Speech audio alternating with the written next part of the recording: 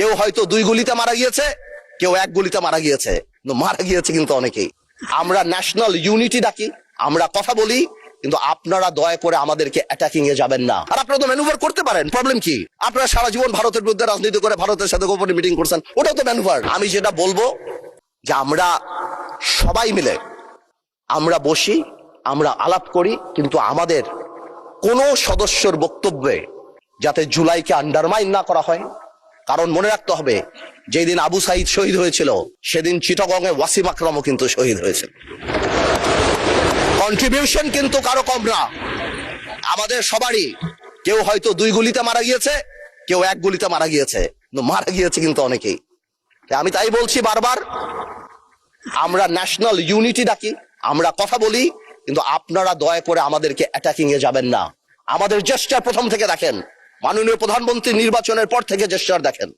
আপনাদের বাড়ি গিয়েছে, বড় বড় নেতাদের বাড়ি গিয়েছে, এই জেস্টারকে পজিটিভ হতে নেন। আর আপনারা তো ম্যানুভার করতে পারেন, প্রবলেম কি? আপনারা সারা জীবন ভারতের বিরুদ্ধে রাজনীতি করে ভারতের সাথে গোপনে মিটিং করছেন, ওটাও তো manoeuvre.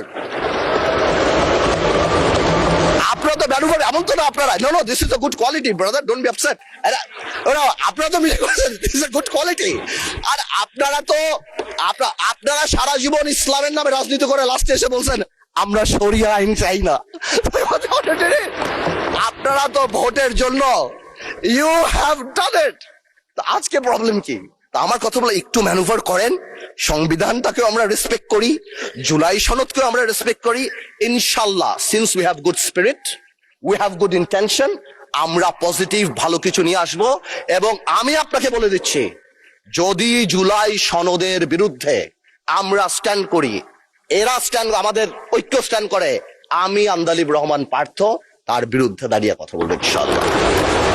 But you don't dictate us the প্রক্রিয়া, the system, how we do it. যেভাবে হবে সেভাবে আমরা করব, সংবিধানকেও রাখবো, জুলাইকেও সম্মান করব। আপনাদের সবাইকে ধন্যবাদ।